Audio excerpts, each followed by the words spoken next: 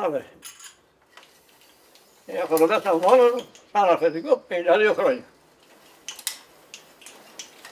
Είχε 500 άτομα τέτοια ώρα. Όχι μαγαζά είχε μέσα. Κασάπικα, μανάδικα, σαλάτικα. Αυτό είναι το κλασικό κόσκινο. Όπως έλεγε η μητέρα μου παλιά, μας τέχνη κόσκινο.